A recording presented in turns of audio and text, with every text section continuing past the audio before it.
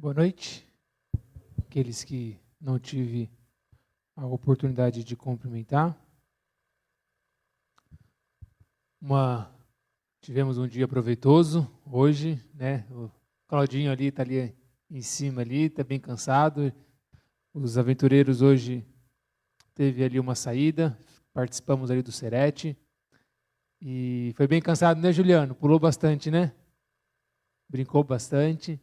E graças a Deus, Deus nos deu um ótimo dia na sua proteção, tudo correu bem. O sol brilhou bastante, também não castigou bastante, mas o sol brilhou. As crianças pôde ali brincar, se divertir, e chegaram com vida e com saúde. E entregamos para os pais da mesma maneira que recebemos.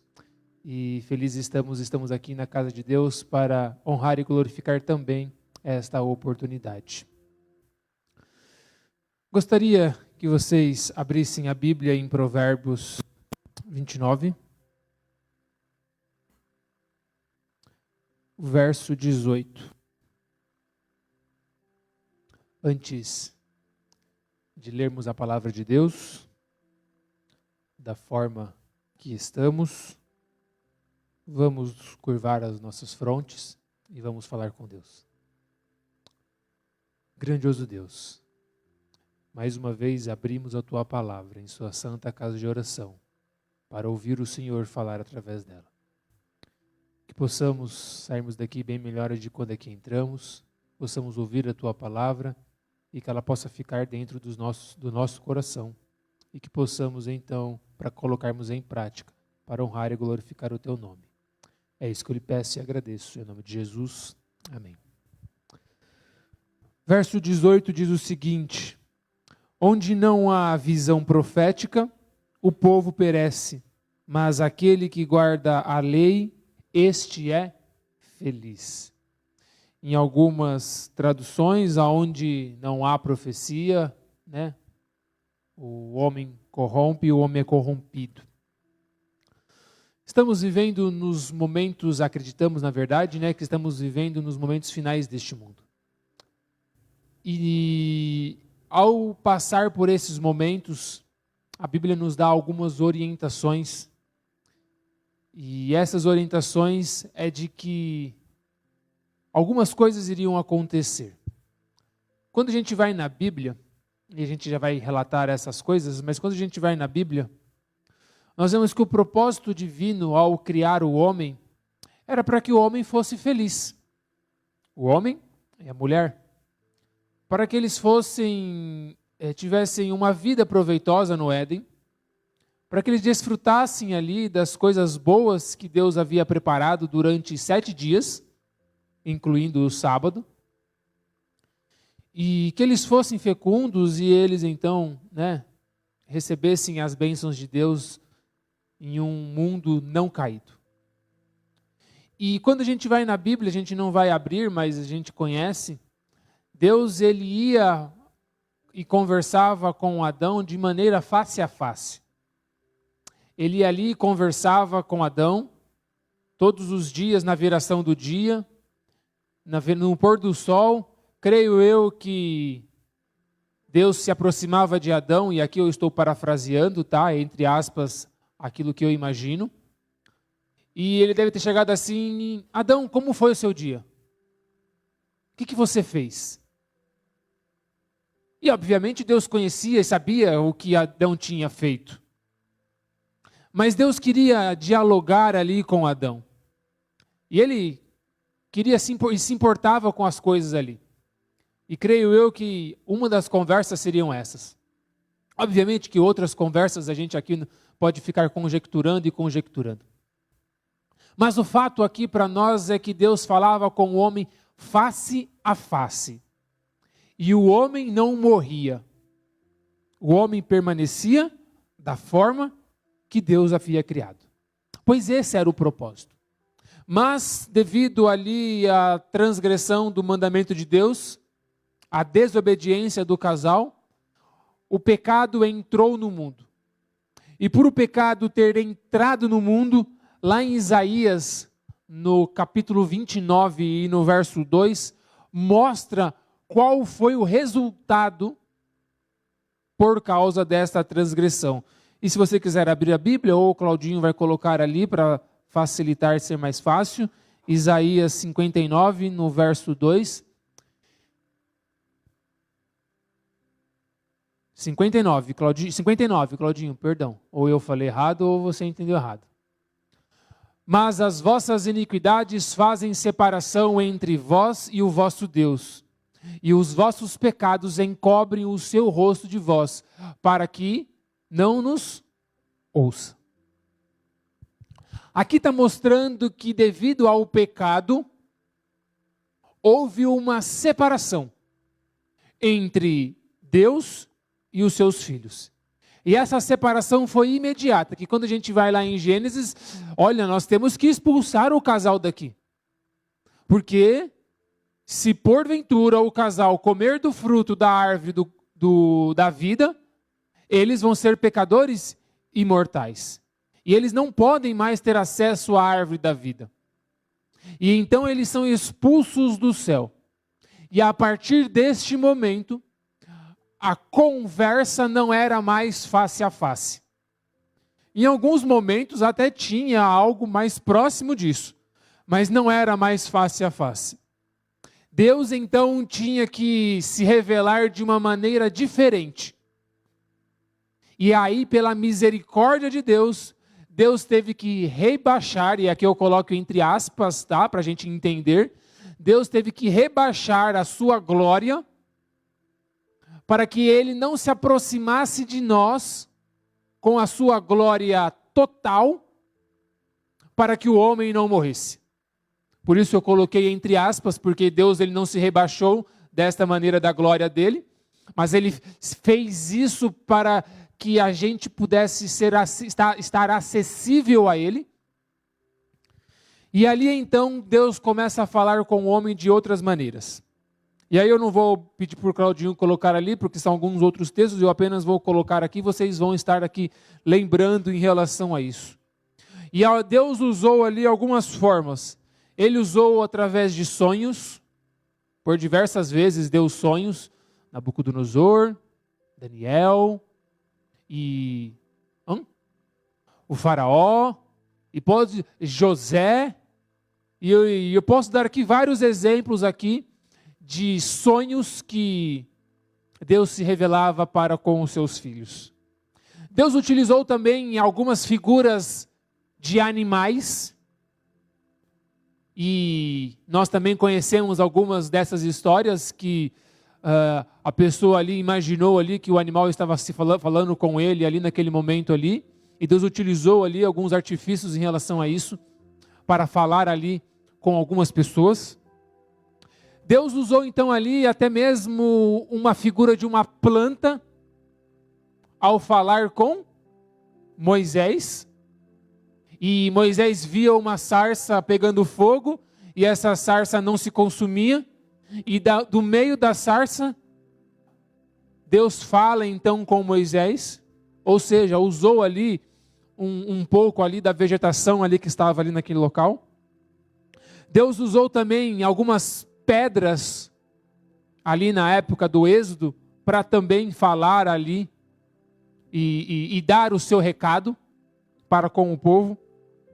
Deus também usou o seu próprio filho ao ele sim agora rebaixar por completo da sua glória e vir a este mundo se fazer homem, e Deus se revelou a nós através do seu filho.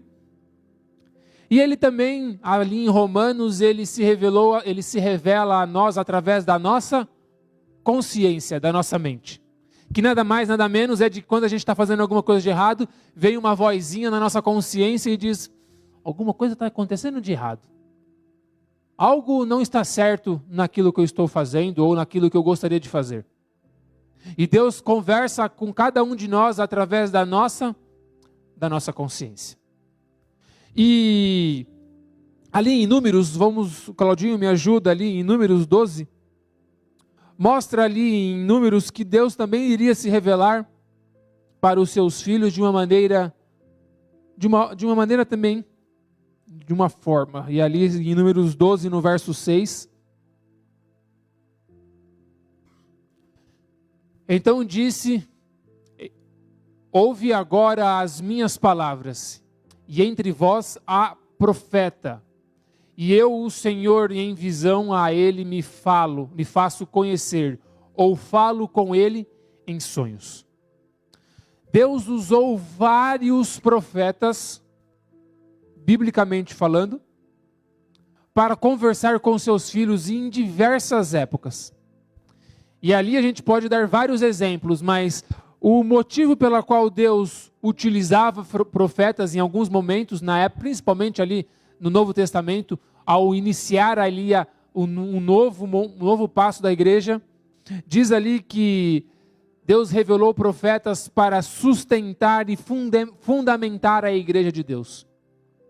Deus usou profetas para advertir sobre algumas dificuldades presentes e futuras de algum momento, de algum povo.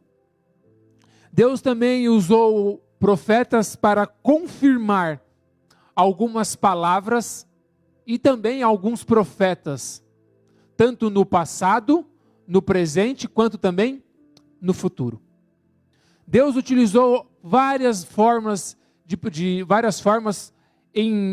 utilizando ali os seus profetas. E podemos dizer alguns ali: usou Enoque, usou Abraão, usou Moisés, usou ali João Batista, usou também algumas mulheres, usou Miriam, usou Débora, usou também Ana, usou também as filhas de Filipe no Novo Testamento, algumas mulheres para dar então a mensagem. Mas a pergunta que fica, e aí a gente vai tentar discorrer um pouquinho em relação sobre isso, é que será que esses dons cessaram? Porque Deus se revelou isso no passado. E num passado onde a Bíblia foi escrita em aproximadamente 1.600 anos, desde o primeiro até o último escritor bíblico. E Deus utilizou vários profetas, mas será que esse dom cessou? Em Mateus 24, Claudinho, Mateus 24, e se você quiser acompanhar ou quiser marcar ali, para depois ler ali o contexto em relação a isso. Mateus 24 diz o seguinte aqui: porque surgirão falsos cristos, falsos profetas, operando grandes sinais e prodígios, para enganar, se possível, os próprios eleitos. Esse texto me diz que é fato que haveria profetas nos últimos dias, mas aqui está dizendo que esses profetas são falsos. Ou seja, que vai ter profetas falsos, a Bíblia me diz que vai existir. Agora, será que ela me diz também que vai existir profetas verdadeiros? Vamos ali em Joel, no capítulo 2, verso 28 e o verso 31. Joel 2, 28 e 31.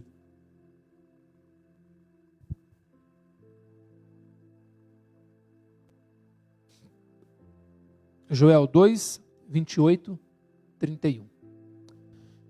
E acontecerá que depois que derramarei o meu espírito sobre toda a carne, os vossos filhos e as vossas filhas profetizarão, os vossos velhos sonharão, os vossos jovens terão visões. Até sobre os servos e sobre as servas derramarei o meu espírito naqueles dias. Mostrarei prodígios no céu e na terra, sangue, fogo e colunas de fumaça.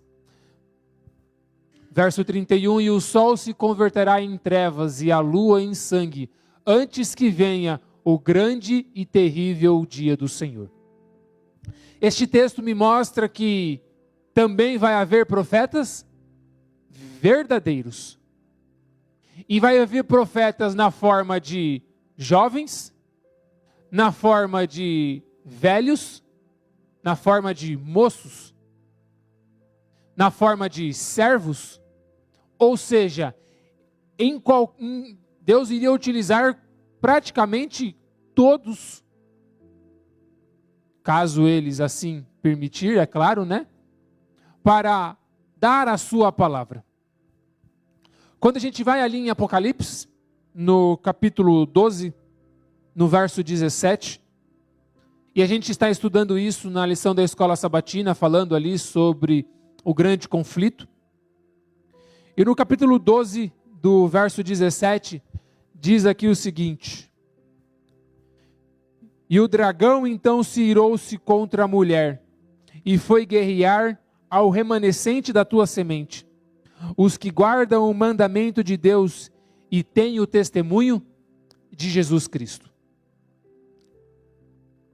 Este texto nós vimos na lição que ele foi profeticamente revelado a João em visão, em que algo iria acontecer no futuro.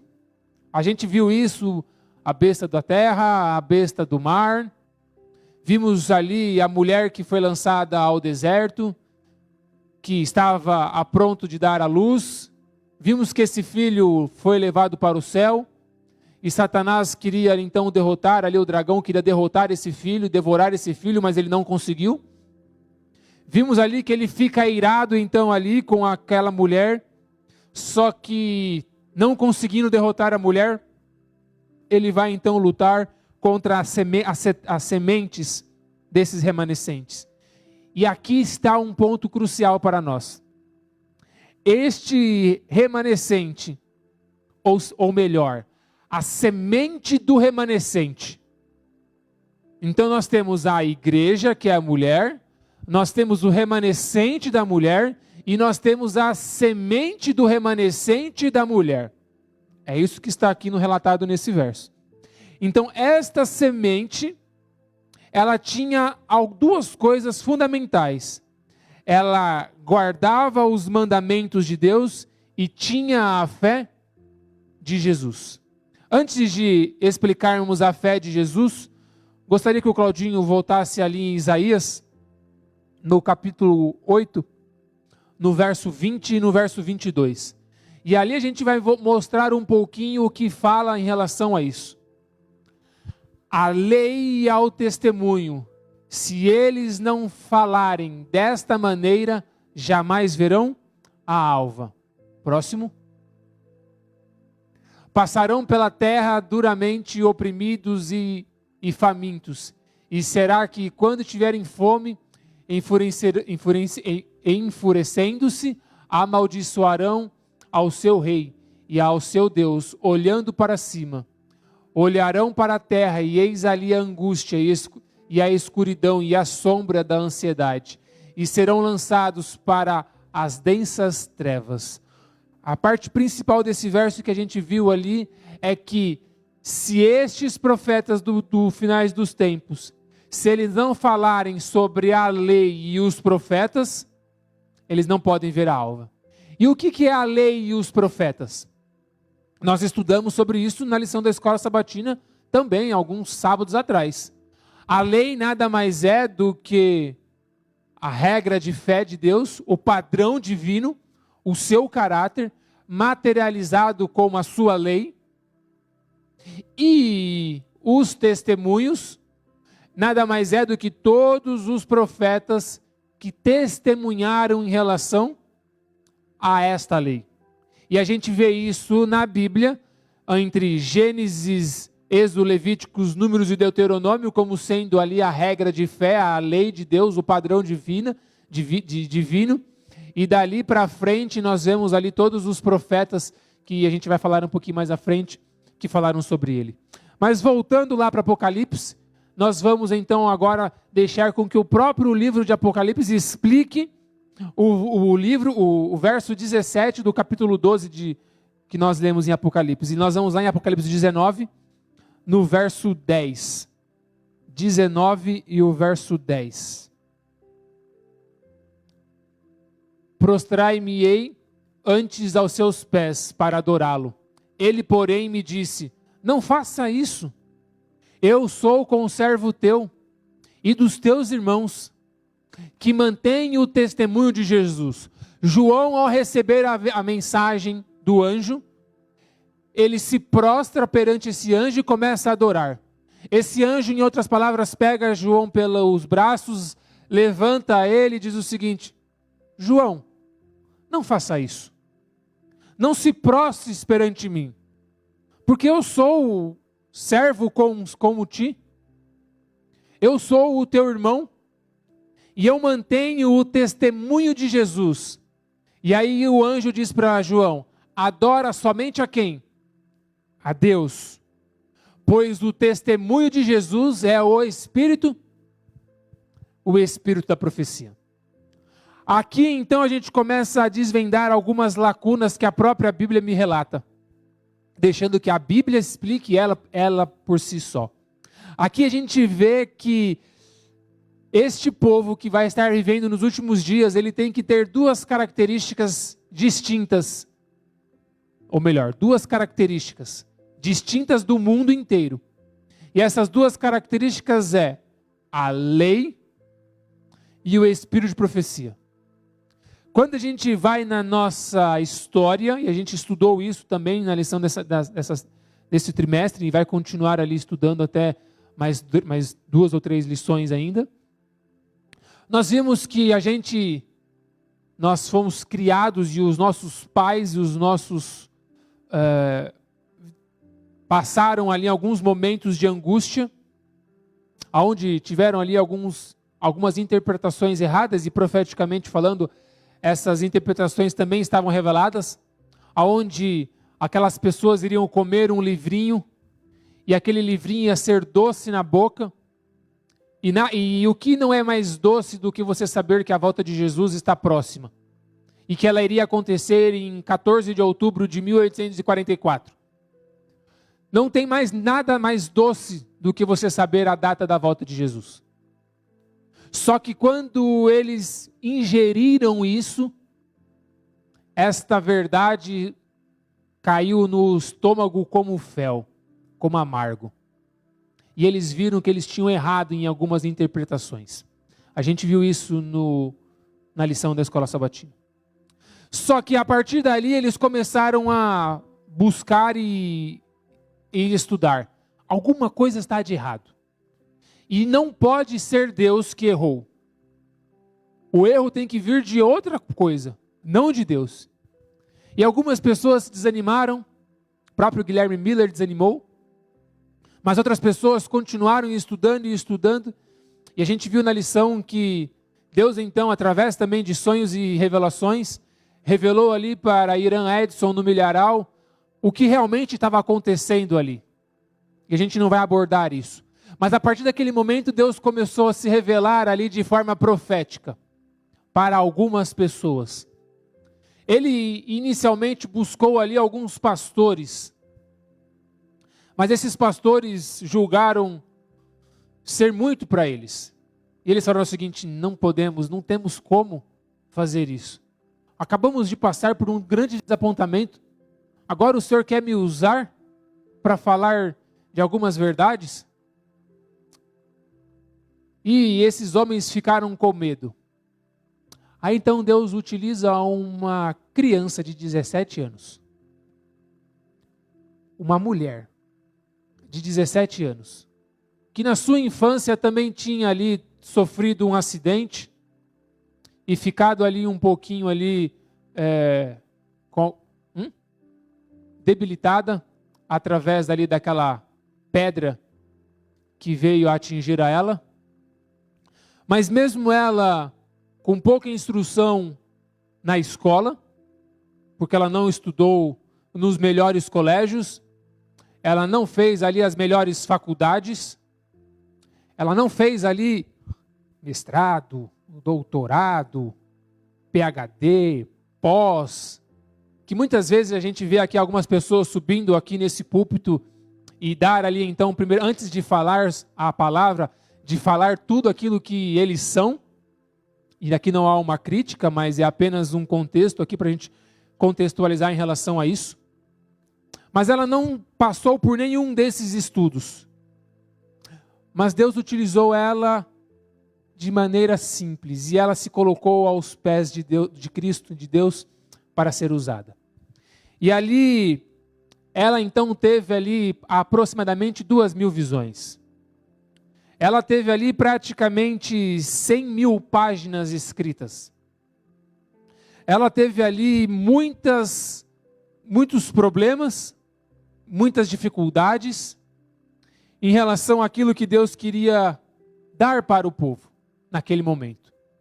Porque Deus, ele é um Deus amoroso, e da mesma maneira que ele fez no passado em revelar-se para os homens de maneiras diferentes, e a gente viu isso na lição, em Daniel Deus dá a mesma visão que Deus deu para João. A única diferença é que Deus dá uma visão para Daniel, mostrando que aquilo ia acontecer no futuro, e quando ele vai para João, ele dá a mesma visão, dizendo que aquilo já tinha acontecido no passado e que iria outras coisas acontecer no futuro. Ou seja, Deus, ele se adapta a mim e a você para dar a mensagem presente naquele momento. E Deus fez isso através desta mulher. E os primeiros escritos na página 78 diz o seguinte: recomendo-vos, caro eleitor, a palavra de Deus como regra da nossa fé e prática, pois a palavra seremos, por causa dessa palavra seremos julgados. Mesmo esta moça, esta criança que depois se tornou moça, que depois se tornou uma senhora, mesmo ela sendo usada por Deus por falar algumas coisas, ela não se colocou acima das Escrituras. Ela sempre falava: olha, ali é a regra de fé. Só que Deus me pediu para dar algumas orientações momentâneas aqui.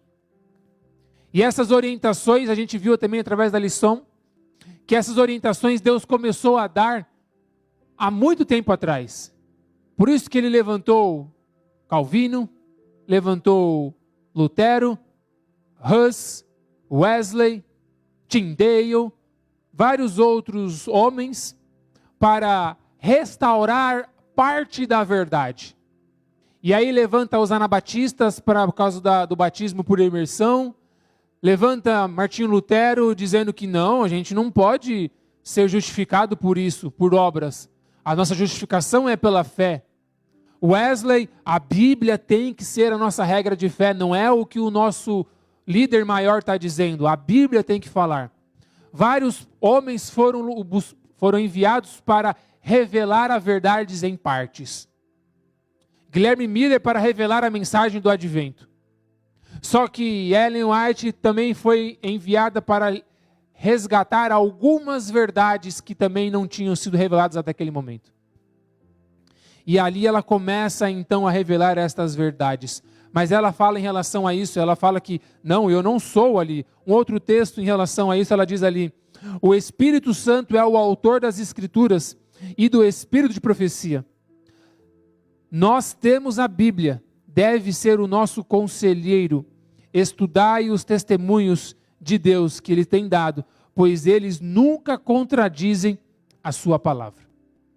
O Espírito não foi dado, nem nunca poderia ser, a fim de sobrepor as Escrituras, pois está explicitamente declara ser ela a mesma norma pela qual todos os ensinos, a experiência deve ser aferido.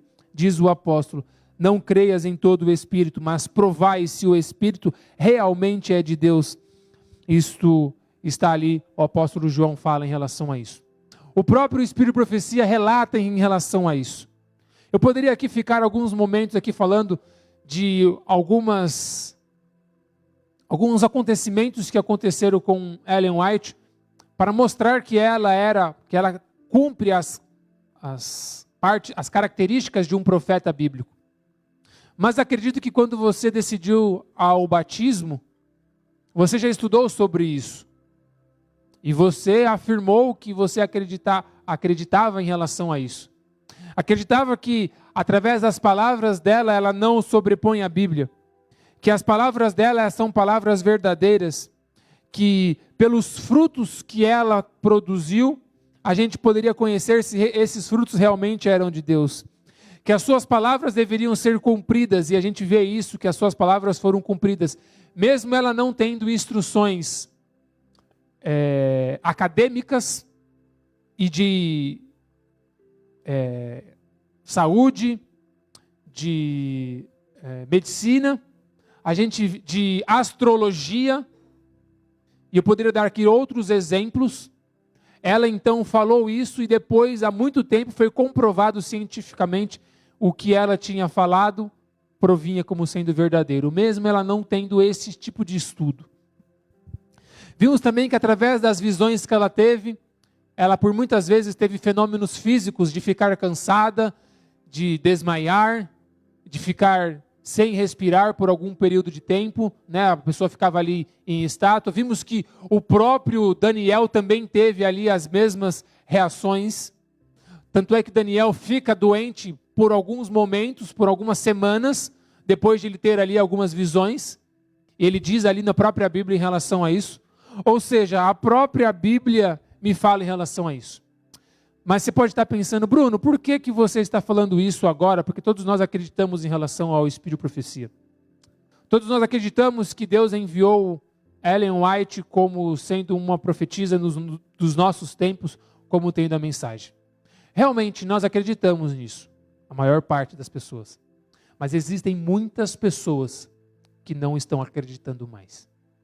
Existem muitas pessoas que sentam nos nossos bancos, nas nossas fileiras, às vezes do nosso lado.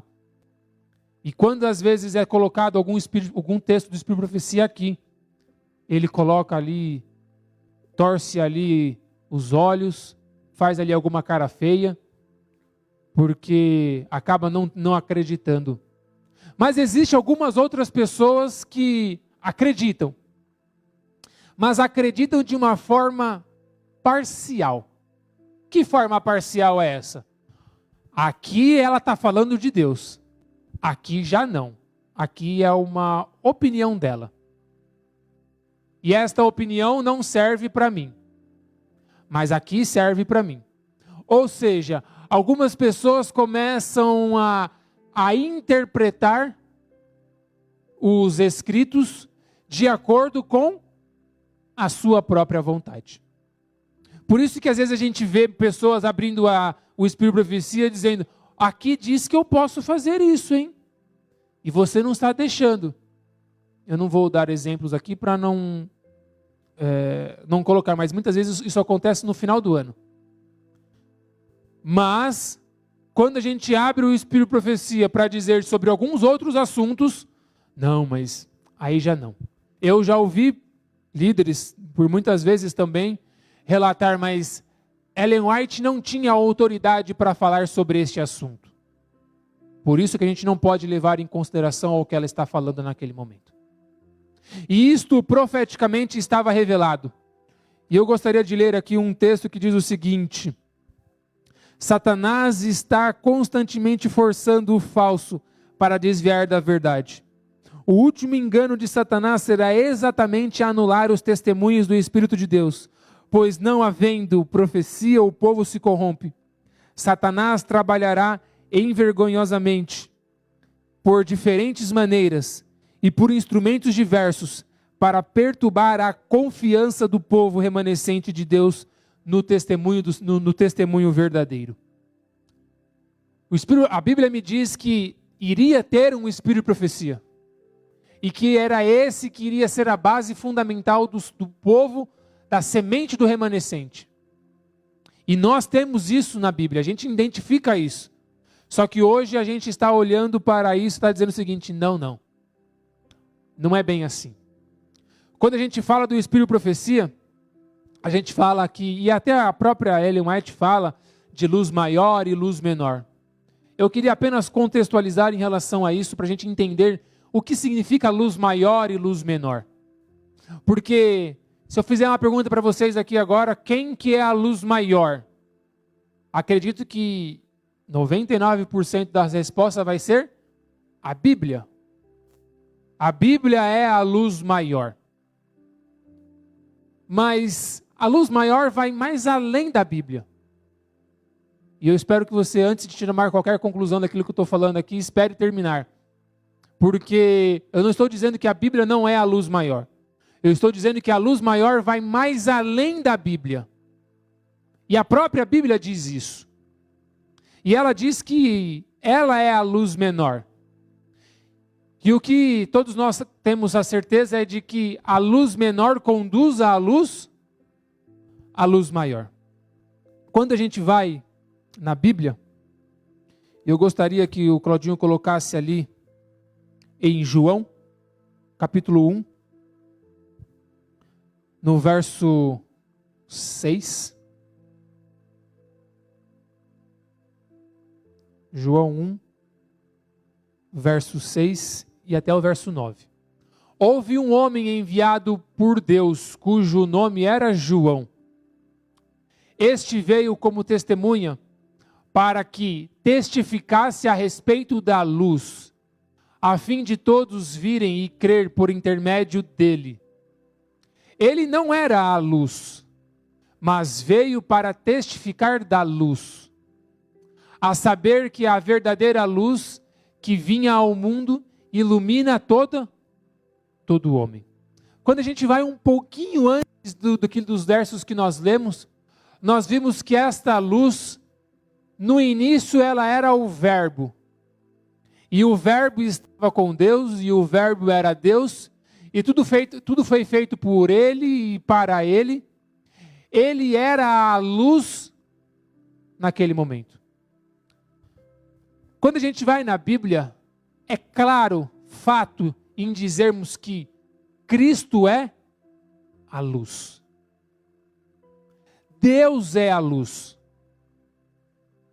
Então, por isso que eu disse que quando a gente fala de luz maior, é muito mais além da Bíblia. Logicamente que a Bíblia foi escrita e inspirada por Deus. A Bíblia é a palavra de Deus.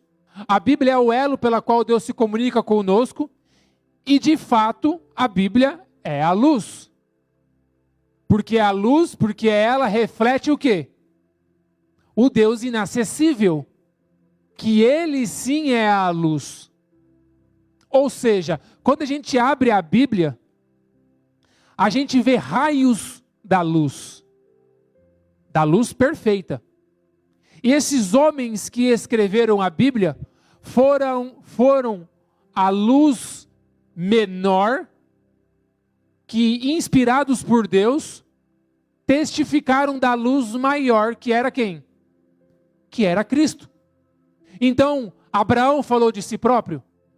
Não. Moisés falou de si próprio? Não.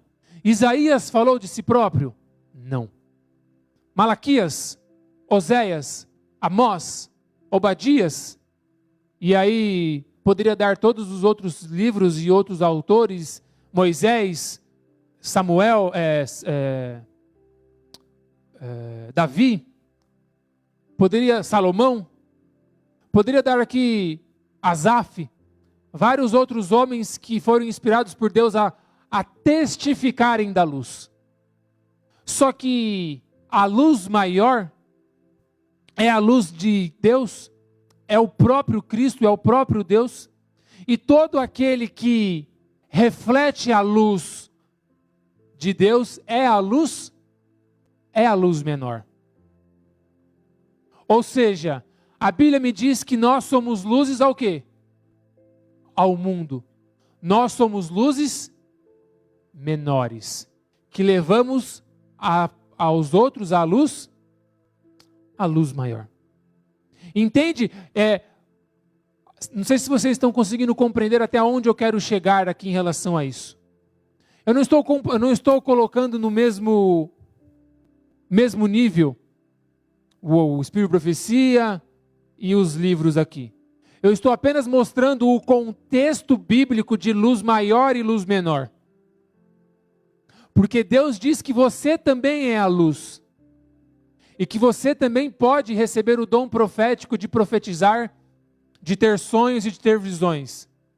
Ou seja, Deus está dizendo que você também pode ser a luz menor que guia a luz maior. É isso que a Bíblia está me dizendo aqui. Por isso que a gente tem que olhar para os escritos do Espírito de Profecia e da própria Bíblia com algo de trazer para nós a responsabilidade de sermos essa luz. Porque a luz maior, podemos dizer aqui para a gente entender, aqui é o sol. O sol tem luz própria. O sol brilha por si só. Só que durante a noite o sol não brilha. Só que durante a noite existe algo que brilha, que é a lua. Mas a lua não tem luz. A lua, ela apenas reflete o brilho que ela recebe do sol. Então você entende que você também pode ser a luz menor, que reflete a Deus e o seu caráter a todo mundo que está em sua volta? Porque você também faz parte desse processo. Você também pode atingir isso. Eu poderia aqui, e aí eu não vou ler tudo por causa do nosso tempo, e o tempo sempre é o meu maior inimigo, né? Mas o Espírito de Profecia fala muito sobre muitas coisas. Ele fala sobre a maneira pela qual muitas vezes é pregada aqui na frente. E ela diz o seguinte aqui, ó. Ela diz que alguns pastores cometem um grande erro de pensar que o sucesso depende de arrastar uma grande congregação pelo aparato exterior, anunciando depois da mensagem da verdade em um estilo teatral. Isso, porém, é empregar fogo comum no lugar do fogo sagrado por Deus. Romances, contos banais, excitantes e até mesmo livros chamados de novelas religiosas, obras dos quais o autor incorpora a história com uma lição de moral. Isto é uma desgraça para os seus leitores. Sentimentos religiosos podem estar entremeados em todo o livro e essa história, mas na maioria dos casos, Satanás está apenas revestindo de roupagens angelicais as mais eficazes histórias para enganar e iludir. Como é bom às vezes eu sentar na frente da televisão e assistir uma novela evangélica, que o próprio autor diz que dali de bíblico não deve ter 20%, 30%. Ou então uma série, que eu não vou dar o nome aqui, que os próprios autores também já disseram que 90% da série que está lá não está na Bíblia. E a gente, por muitas vezes, se vicia nisso e muitas vezes utiliza as horas do sábado para assistir isso. A mente do jovem está tão ocupada com estas obras e autores que, embora escreva de assuntos bíblicos, entristecem nós mesmos com as suas fantasiosas interpretações. Isso tem acontecido muito. Às vezes, até quando a gente liga o canal da nossa TV, acontecem as mesmas novelas e as mesmas representações. E às vezes, pasmem, tem alguns namorinhos e beijos de crianças, uma beijando com a outra ali. Não homem com mulher, lá claro. Mas essas novelinhas colocando ali para exemplificar ali algumas novelinhas juvenis em relação a isso. E isso tem acontecido dentro de nós. Mas existe uma orientação de que não era para ser feito dessa forma. A Bíblia também fala em relação ali à alimentação, e aqui eu não vou me delongar muito, mas os nossos hábitos de comer, beber, mostram que se somos do mundo ou se estamos no número daqueles que o Senhor, mediante ao seu poderoso crivo da verdade, separou do mundo. A igreja deveria ser firmes e verdadeiras luz. Lembra que eu falei de luz? Aqui está dizendo a mesma coisa. A igreja deveria ser firmes e verdadeiras. A luz que Deus tem concedido a cada membro. Deveriam trabalhar inteligentemente para afastar da vida prática do apetite pervertido. Eu poderia dizer vários outros textos. A Bíblia também fala em relação ali à música. E a gente já teve ali um tempo atrás em relação a isso. O Jorge entende muito bem em relação a isso. Como a música ela consegue enlaçar as pessoas e levar elas a ter um sentimento que é totalmente hipnotizante. E eu posso afirmar, e se eu estiver errado, o Jorge pode me corrigir. A música pode hipnotizar você através daquilo que você escuta. E ele vai te hipnotizar para trazer uma mensagem que ela está querendo te colocar. E muitas vezes nós utilizamos desse tipo de música aqui. E às vezes estamos hipnotizados dentro da igreja. E a gente está achando que nós estamos adorando a Deus. Mas nós não estamos. E aqui eu poderia me alongar mais em relação a isso. Mas o último texto que eu gostaria de ler aqui, e eu poderia chamar para cantar aqui, Crônicas 20:20, para o Luan já ficar aqui à frente. Crônicas 20:20 é o último texto que eu gostaria de ler para vocês. Crônicas. Vixe, Claudinho. Eu não marquei. Coloca o primeiro para ver.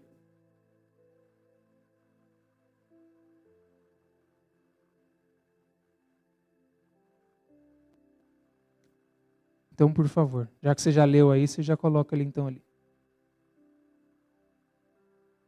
Porque esse texto eu não tinha separado ele aqui.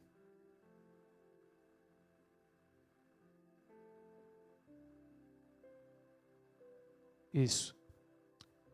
Pela manhã, cedo, se levantaram e saíram ao deserto de Tecoar. Ao saírem eles, pôs-se Josafá em pé e disse: ouve-me, ó igreja do Jardim Maringá, e moradores da região do Maringá. Credes no Senhor vosso Deus, e estareis seguros. Crede nos seus profetas, e prosperarão. Que Deus possa abençoar a cada um de nós.